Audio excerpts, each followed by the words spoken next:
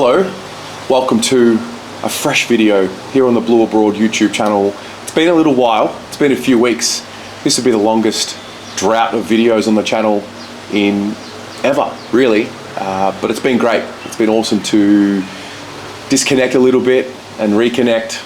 I saw the news today that we have a new president, and that seemed like the right time to get back in front of the camera and start documenting things again as we inch closer to season 2025. So first and foremost, Mr. Robert Priestley becomes the 32nd president of the Carlton Football Club.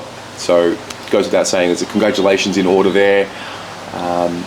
He is someone who comes, with a lot of credentials. You read through, and to be honest, everyone who's a board member has great credentials. So nothing surprises me too much there, given the caliber of people you try and have on a board, and obviously the president comes from the board. So apart from his credentials, which I've read, I don't know too much about him, which is not a bad thing.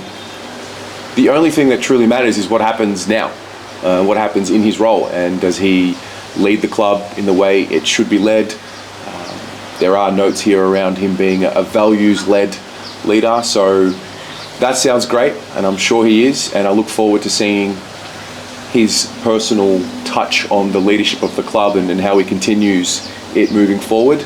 I did like his humble video that he made talking about the club and reiterating that it's not about one individual, it is a real collective effort, which is pretty standard but also very important.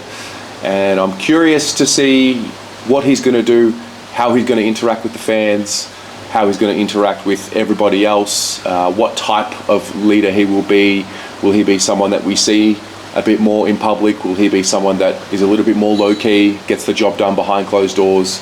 I'm curious to see. I think anybody in leadership roles in the modern era, when it comes to sport, I'm always curious to see how they adapt to the modern ways of communicating with, the stakeholders. So other than that, just wish him all the best.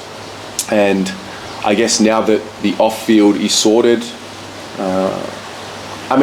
before I move on, I should say, maybe because I'm not in the country, maybe I've been a little bit away, it just seems like what happened a month ago to now has been handled really well, a clean handling. I feel like a story like what happened a month ago could have the potential in the past to destabilize us a little bit, but credit to the club, shit happened, we fixed it, made a decision, moved forward. Now we know who the president is, we know what the leadership structure will be for this year, and I guess for the interim until we figure out what happens afterwards. And so from that point of view, I feel positive, and to be honest, I'm just ready to talk about the thing that matters the most, which is the football, which is the reason why we even tune in to this club, because we love the football, we love the team, and we hope that this year is going to be a special year. It still can be. We are starting to get some positive news on the injury front. We've heard that Charlie Curno's reintegrated back into the main program. Sam Walsh seems to be progressing really well. Blake Acres, Corey Durden, Matty Cottrell, these guys seem to have been integrated back into the main group over the last couple of days or weeks. So positive news there. Touch wood, no more injuries. If we can just get to the start line with as many people available as possible, gives the team the best chance. And yeah, I feel like there's been a bit of a quieter approach to this preseason. Not as much talking. Again, might be because I'm just out of the loop and out of the footy bubble. But I do like it. I have enjoyed the break. I have enjoyed not having to worry too much about too many dramas with the club, even though we had a bit of a hiccup to start the year. But I'm glad that things have settled down, and yeah, ultimately just ready to get stuck into things. And it's time to lock in, and it's time to focus back in on the thing that brings us the most joy. So checking out for this video, would love to get your reaction. Did you have any thoughts about the president being appointed and the way that he was appointed?